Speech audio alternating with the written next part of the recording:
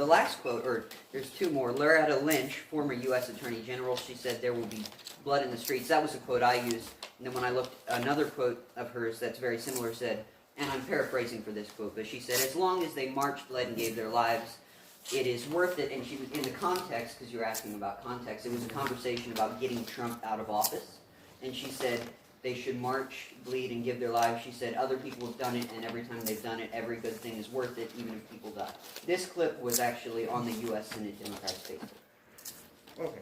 Well, again, though, I guess what I would hope for you, and I'm glad that you're interested in journalism, but there's a difference between journalism, you know, the straight writing news, and what that video that we saw at the beginning is what Chris Cuomo is doing and what you're doing on your site at the moment.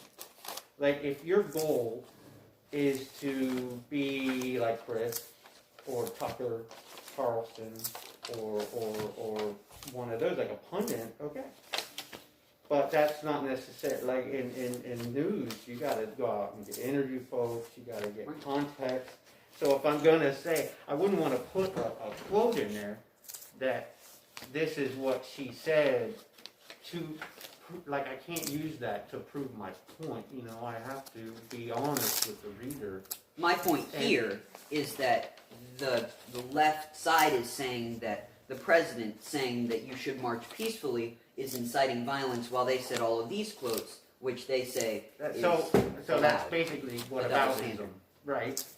That's basically saying, like, okay, this happened, but what about this over here? What does that accomplish? That accomplishes nothing. I don't believe the president incited violence, so I don't believe this happened. You don't believe what happened? I don't believe he incited violence. But the result was what it was. The result was violence, but not because of him. He did not say, go break into the Capitol. He said, march peacefully into the streets.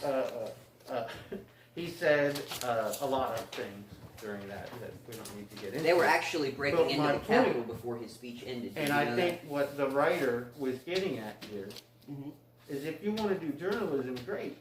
But it takes a lot of work and it's hard. Oh, research, yes, definitely. And what you're doing right now ain't that. It's not research. It's not news. It's not going to make an impact. And all this does is serve to get across an agenda that you want to get across. And You see anybody from that cabinet in a restaurant, in a department store, at a gasoline station, you get out and you create a crowd. And you push back on them. And you